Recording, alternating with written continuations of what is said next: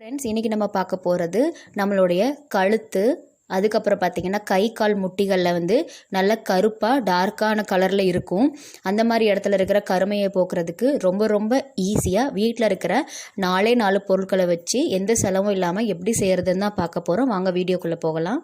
இதுக்கு தேவையான பொருள், 1 ஸ்பூன் அளவு அரிசி மாவு எடுத்துக்கோங்க. பச்சரிசி மாவு, இல்லைனா உங்கள் வீட்டில் வந்து நம்ம சாப்பாட்டுக்கு வச்சுருப்போம் பார்த்திங்களா, அந்த அரிசி மாவு பார்த்திங்கன்னா நம்மளோட ஸ்கின்னில் இருக்கிற டெட் செல்களை ரிமூவ் பண்ணி நமக்கு ஒரு நல்ல பிரைட்னஸை கொடுக்குது.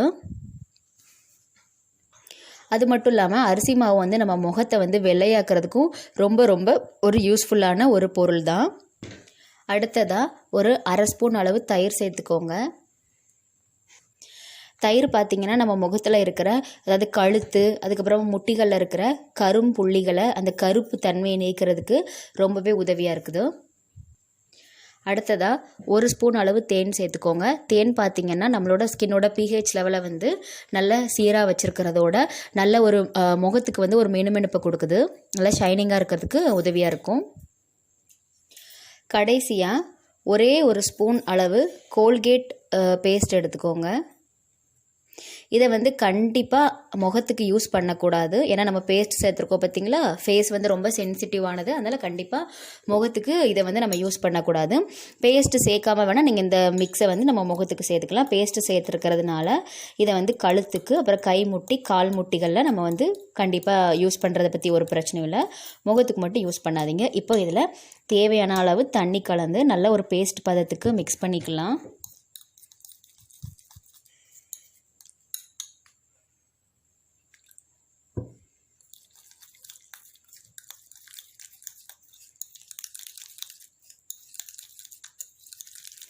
அவ்வளோதான் ஃப்ரெண்ட்ஸ், நம்மளுடைய அந்த பேக் வந்து ரெடி ஆயிடுச்சு.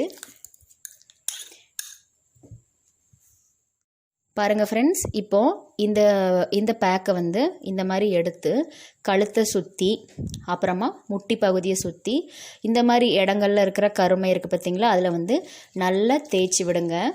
நல்ல ஒரு அழுத்தம் கொடுத்து தேய்ச்சி ஒரு 10லேருந்து 15 நிமிஷம் வந்து அப்படியே வச்சிடலாம். நல்ல நீங்கள் வந்து அரிசி மாவு பார்த்திங்கன்னா ஒரு நல்ல ஸ்கின்க்கு வந்து ஸ்க்ரப்பராக வந்து யூஸ் ஆகுது. ஸ்க்ரப் பண்ணுற மாதிரி நல்லா தேய்ச்சி விட்டுக்கோங்க. நல்லா அழுத்தம் கொடுத்து தேய்ச்சிட்டு இதை ஒரு 10 நிமிஷம் அப்படியே வச்சிடலாம். இந்த மாதிரி நீங்கள் வந்து வாரத்தில் ஒருக்க வந்து நம்ம கழுத்துக்கு கை முட்டிகள், கால் முட்டிகளை நீங்கள் பண்ணிட்டு வரும்போது அந்த கருப்பான பகுதி எல்லாமே உங்களுக்கு வந்து நல்ல ரிமூவ் ஆகி, கருப்பு ரிமூவ் ஆகி உங்களுக்கு வந்து உங்களோட ஃபேஸ் கலர், உங்கள் ஸ்கின் டோன் மாறுறதை நீங்கள் பார்க்க முடியும். பேஸ்ட்டு சேர்க்காம நீங்கள் வந்து இதை ஃபேஸ்க்கு வந்து கண்டிப்பாக அப்ளை பண்ணி பார்க்கலாம்.